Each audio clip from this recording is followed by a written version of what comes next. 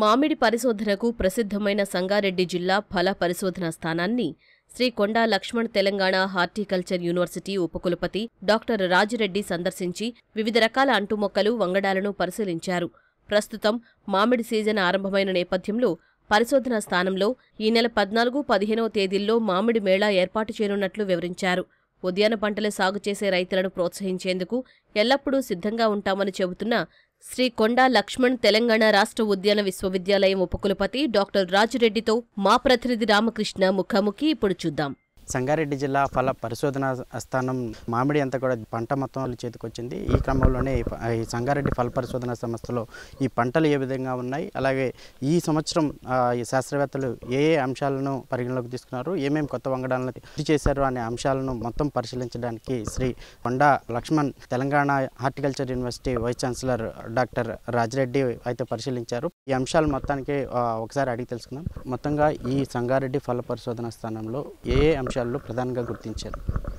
మామిడిలో చాలా రకాలు ఉన్నాయి. దాదాపుగా 471 రకాలను ఇక్కడ మనం పండించడం జరుగుతూ ఉంది. అంటే పండించడం అంటే దానికి సంబంధించినటువంటి మొక్కలన్నీ కూడా ఉన్నాయి. సో దాంట్లో డిఫరెంట్ ఏజెస్లో కొన్ని పాత తోటలను మళ్ళీ రిజ్యూనేట్ చేయడము, అట్లాగే కొన్ని కొత్త ఎక్స్పెరిమెంట్స్ చేయడము, హైబ్రిడ్స్ మీద కూడా ఇక్కడ పరిశోధనలు చేయడం జరుగుతూ ఉంది. సో ఈ పరిశోధనలో ముఖ్యమైనటువంటి అంశం ఏమిటంటే న్యూట్రియంట్ మేనేజ్మెంట్, అలాగే నీటి యాజమాన్యం సంబంధించినటువంటి అంశాల మీద, సస్యరక్షణ గురించి, ఫర్టిలైజర్స్ మీద కూడా ఇక్కడ రీసెర్చ్ చేయడం అనేది జరుగుతూ ఉంది. ఇక్కడ చాలా మంచి వాతావరణం ఉంది, మంచి రకాలు ఇక్కడ గత 100 సంవత్సరాల నుంచి కూడా ఇక్కడ మంచి పరిశోధనలు జరుగుతూ ఉన్నాయి. దాదాపుగా దేశంలోనే మంచి ఫేమస్ అయినటువంటి ఫల పరిశోధన స్థానం. ఇక్కడ మామిడి తోటకు సంబంధించినటువంటి మొక్కలు చాలా పెద్ద ఎత్తున ఇక్కడ మనం గ్రాఫ్టింగ్ చేయడం జరుగుతూ ఉంది.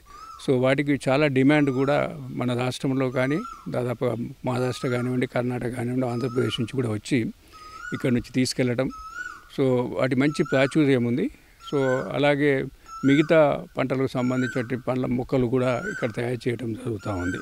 సో మా జామ కానివ్వండి, మిగతా పంటల మీద, మన ఫ్రూట్స్ సంబంధించినటువంటి పంటల మీద మనకి ఇక్కడ పరిశోధనలు చేస్తూ ఉన్నారు. సో ఇక్కడ మంచి రిజల్ట్స్ వస్తూ ఉన్నాయి. ఈ సంవత్సరం కొంత వివిధ ప్రాంతాల్లో వివిధ పద్ధతుల్లో, అంటే అకాల వర్షాలు కానివ్వండి, గాలి కానివ్వండి, ఈ మధ్యకాలంలో చూస్తూ ఉన్నాం. దాంతో కొంత నష్టం అనేది జరిగింది రైతులకు. అట్లాగే ఈ అకాల వర్షాల మూలంగా కాయలు కూడా కొంత దెబ్బతినటం జరిగింది. సో ఆ విధంగా ఈ టెంపరేచర్స్లో, ఉష్ణోగ్రతలో తేడా ఉండటం మూలంగా ఈ యొక్క మన పూత రావడం కూడా ఒక్కొక్క ప్రాంతంలో ఒక విధంగా ఉంది. సో ఓవరాల్గా యావరేజ్గా ఉన్నదని చెప్పుకోవచ్చు. సో ఇప్పుడు మంచి సీజన్ స్టార్ట్ అవుతుంది. అట్లాగే ఈ 14, 15వ తేదీ రోజుల్లో 2 రోజుల తేదీలో ఇక్కడ మ్యాంగో ఫ్రూట్ షో కూడా మేము పెట్టాలని, ఎందుకంటే దీని మీద దీనిపైన అవగాహన పెంచడానికి. సో ముఖ్యంగా మనకు ఇప్పటివరకు వ్యవసాయ పంటల్లో ఏదైతే పరిశోధనలు చేశామో దాంట్లో వచ్చినటువంటి ఉత్పత్తి అనేది మ్యాక్సిమం చేరిపోయింది ఇప్పటికి. ఇప్పుడు మనం ఏమైనా కానీ మనకు రైతు లాభదాయకంగా ఉండాలి అంటే ఉద్యాన పంటలు అనేటివి చాలా ముఖ్యమైనటువంటి, అందులో పండ్ల తోటలు, కూరగాయలు కానివ్వండి, ఫ్లవర్స్ సంబంధించినటువంటి కానీ, మెడిసినల్ ప్లాంట్స్ కానీ, వీటిని పెద్ద ఎత్తున ప్రోత్సహించడం జరుగుతుంది మన యూనివర్సిటీ నుంచి. సో దాంట్లో మంచి పరిశోధనలు చేయటము, స్టూడెంట్స్ని కూడా మంచి ట్రైనింగ్స్ పంపించడం, సో ఈ విధంగా చాలా కార్యక్రమాలు చేపడతాం. యూనివర్సిటీ పరిధిలో ఉన్న ఈ ఫల పరిశోధన సంస్థలకు సంబంధించి మిగతా ప్రాంతాల్లో ఉన్న ఫల పరిశోధనకి, సంగారెడ్డిలో ఉన్న ఫల పరిశోధనకి డిఫరెన్స్ ఏం గమనించారు? ఈ నేలలు కానీ, ఇక్కడ పంట కానీ వ్యత్యాసం ఏమి? మన ముఖ్యంగా తెలంగాణలోనే, దక్షిణ తెలంగాణలో అన్ని హార్టికల్చర్ పంటలు, ఉద్యాన పంటలకు అనుకూలమైనటువంటి ప్రాంతం. కొద్దిగా ఉత్తర తెలంగాణలోనే ఎక్కువ వర్షాలు ఉంటాయి, కొద్దిగా ఉష్ణోగ్రతలు కూడా తగ్గు ఉంటాయి. కాకపోతే దీని యొక్క స్పెషల్గా ఏమిటంటే ఇక్కడ అన్ని రకాలైనటువంటి మామిడి మొక్కలు ఉన్నాయి. సో దాన్ని మంచి మెయింటైన్ చేయడం జరిగింది, ప్యూరిటీ కూడా మెయింటైన్ చేయడం. సో ఇట్లాంటి పరిశోధనా స్థానము మామిడికి సంబంధించింది వేరే ప్లేస్లో, వేరే ప్రాంతాల్లో లేవు. యూనివర్సిటీ తరఫు నుంచి నూతనంగా వంగడాలని, కొత్త రకం వంగడాలను ఏమన్నా తీసుకొస్తున్నారా? ఏ మొక్కల్ని తీసుకొచ్చే అవకాశాలు? సో ఇప్పుడు ఇందులో మామిడిలో కూడా 1-2 రకాలు వాళ్ళు రెడీగా ఉన్నట్టుగా చెప్తా ఉన్నారు. దాన్ని కూడా మేము రిలీజ్ చేయడానికి, కూరగాయల్లో కూడా కొన్ని రకాలు ఉన్నాయి. 2 సంవత్సరాలు హైబ్రిడ్ కూడా టమాటాలో మేము రిలీజ్ చేయాలనేటువంటి ప్లాన్స్ మేము తయారు చేయడం జరిగింది. ప్రస్తుతం మామిడి కోతలు జరుగుతూ ఉన్నాయి, అలాగే మార్కెట్లో కూడా తీసుకొస్తూ ఉన్నారు. ఈ కోతలు కోసే సమయంలో పూర్తిగా పక్వానికి రాని పళ్ళను కూడా బయట మార్కెట్లో ఈ కార్బైడ్ కానీ, నిషేధిత మందులు కూడా వేసి చేస్తూ ఉన్నారు. ఈ యూనివర్సిటీ తరఫు నుంచి వాళ్ళకి ఏం చెప్తారు, అలాగే కొనుక్కునే వాళ్ళకి ఏం సూచన చేస్తారు?